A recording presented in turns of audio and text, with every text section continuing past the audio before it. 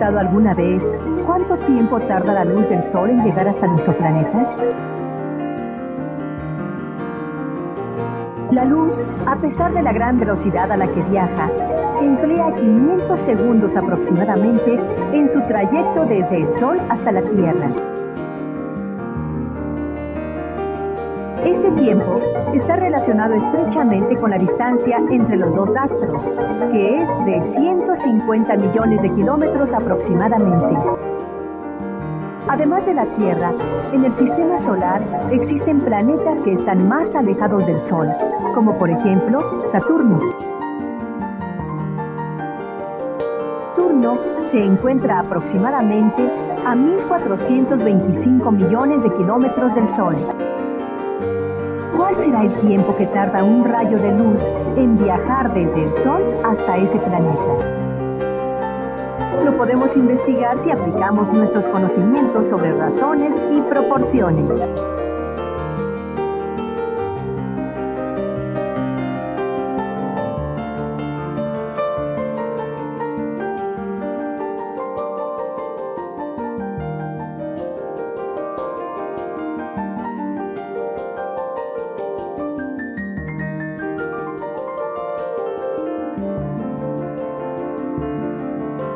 Y no te duermas, mira, mejor ayúdame a aclarar una duda que tengo.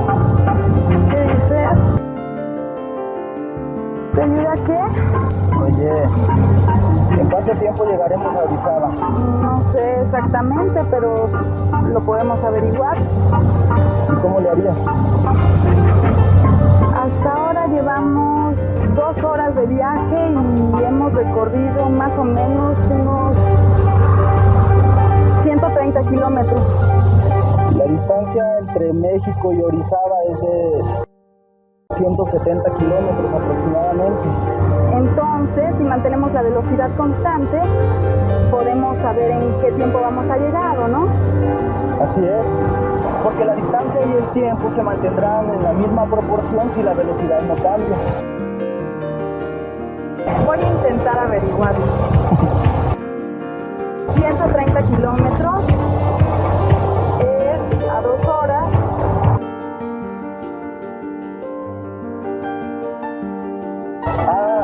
Otra cosa que también me gustaría saber es ¿a qué velocidad deberíamos viajar para hacer el recorrido en solo 3 horas?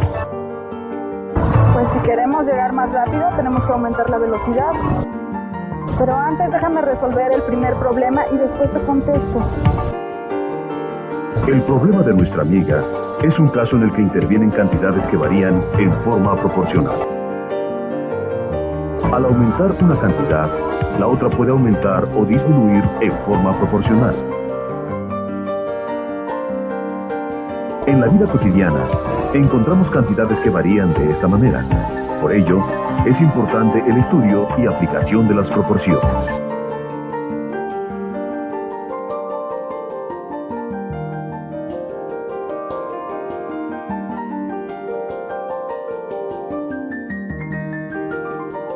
A nuestro alrededor se dan situaciones en las que unas cantidades se relacionan con otras a través de una proporción. Por ejemplo, cuando viajamos en carretera, hemos observado que conforme pasan las horas, la distancia que avanzamos también aumenta. Si la velocidad se mantiene aproximadamente constante y registramos la distancia recorrida cada hora, es posible tener una tabla similar a esta. Aquí, el primer renglón nos indica las distancias recorridas en kilómetros y en el segundo está el tiempo medido en horas. Como observamos, al aumentar una cantidad, la otra también aumenta el mismo número de veces. También el cociente de la distancia entre el tiempo es igual en todas las lecturas y numéricamente equivale a 65.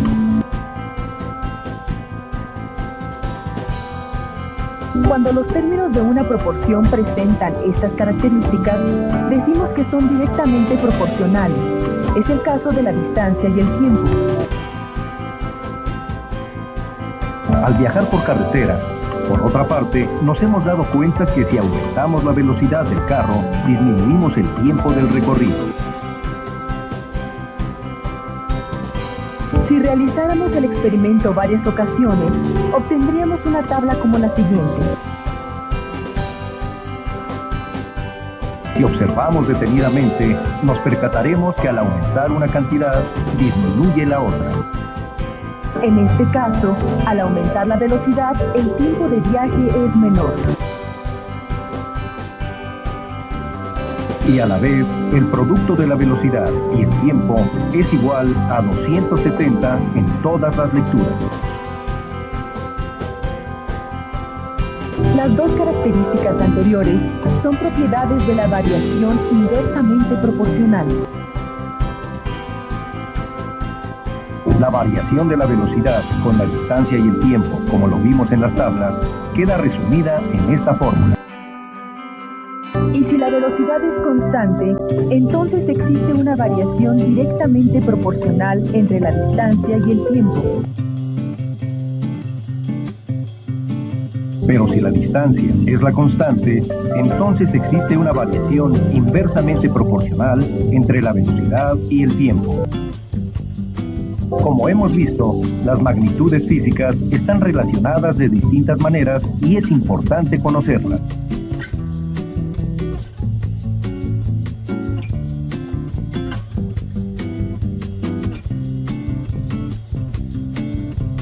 Recordemos que dos razones son equivalentes si el producto de los extremos es igual al producto de los medios. Y que para obtener un término desconocido en una proporción, tenemos dos casos. Que el término desconocido sea alguno de los medios, como en este caso. Si es así, el término lo obtendremos con el producto de los extremos entre el medio conocido.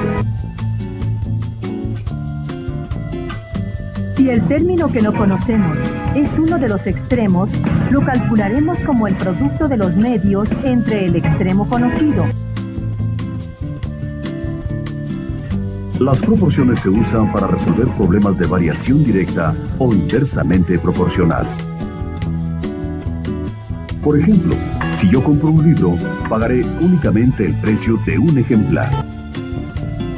Pero si compro dos, pagaré el doble del precio unitario y así sucesivamente.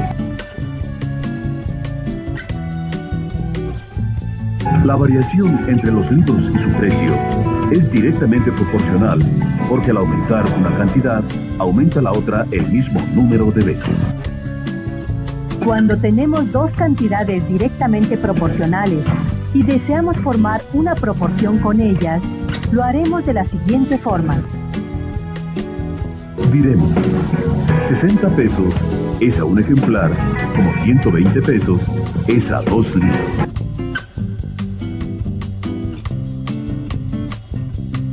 Ejemplifiquemos ahora la variación inversamente proporcional. Estos 5 obreros terminan su tarea en 8 horas. ¿En cuánto tiempo lo harán 10 personas? Si los 10 obreros siguen trabajando al mismo ritmo, el tiempo que emplearán en realizar la misma tarea se reducirá a la mitad, es decir, 4 horas.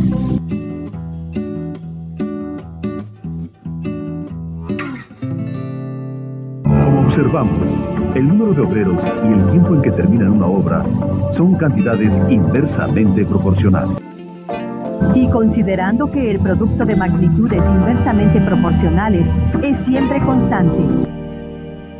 Las matemáticas, a través de las razones y las proporciones, brindan una excelente herramienta en la solución de muy diversos problemas.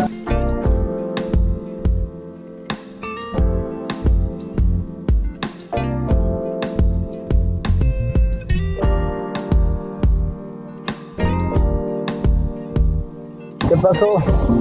¿Ya me puedes decir en qué tiempo llegaremos a Orizaba?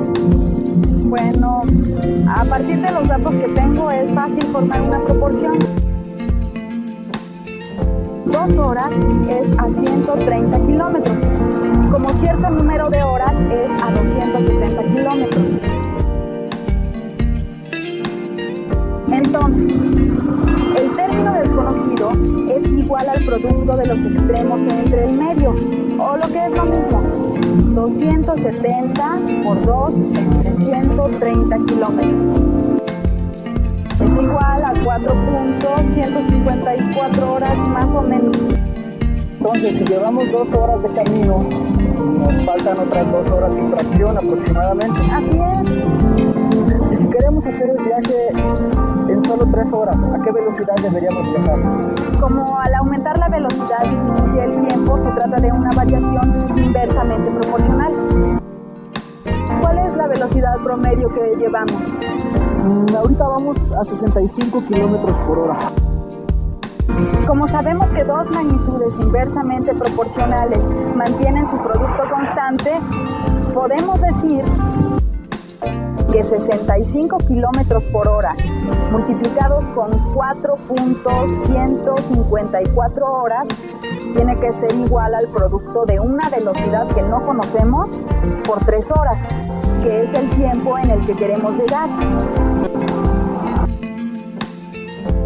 Ya que la multiplicación de la izquierda es igual a 270, tengo que encontrar un número que multiplicado por 3 me dé la misma cantidad. Esto es, para llegar en 3 horas, necesitamos viajar a una velocidad promedio de 90 kilómetros por hora.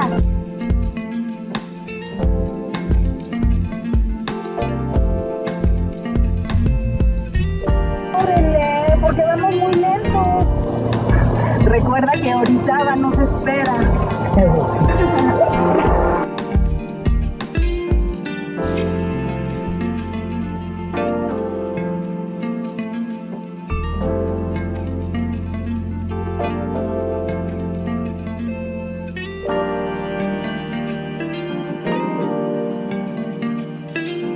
¿Sabían ustedes que la imagen del Sol que estamos viendo en ese instante es la de hace 500 segundos? Este retraso de tiempo es debido a la gran distancia que tiene que viajar la luz desde el astro rey hasta nuestro planeta. La distancia que separa a la Tierra del Sol es 150 millones de kilómetros aproximadamente. ¿En cuánto tiempo llegará un rayo de luz desde el Sol hasta el planeta Saturno si sabemos que la distancia entre ellos es de 1.425 millones de kilómetros? Mientras más alejado esté un astro del Sol, más tiempo le llevará a la luz recorrer esta distancia, por lo que se trata de una variación directamente proporcional. Podemos decir entonces que 150 es a 500 como 1425 es a un tiempo desconocido.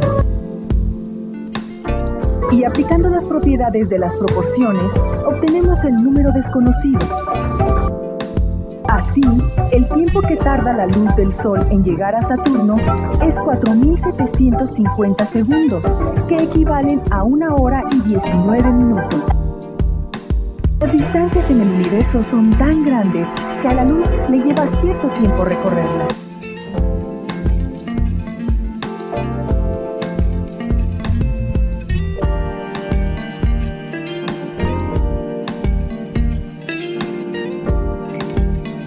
La variación proporcional tiene gran aplicación en problemas de física.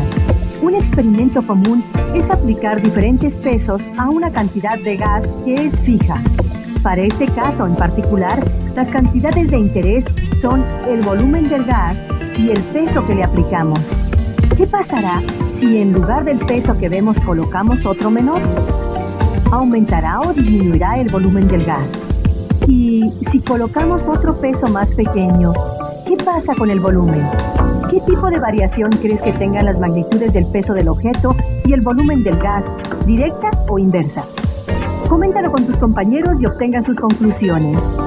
Esto te ayudará a comprender un poco más de la variación proporcional.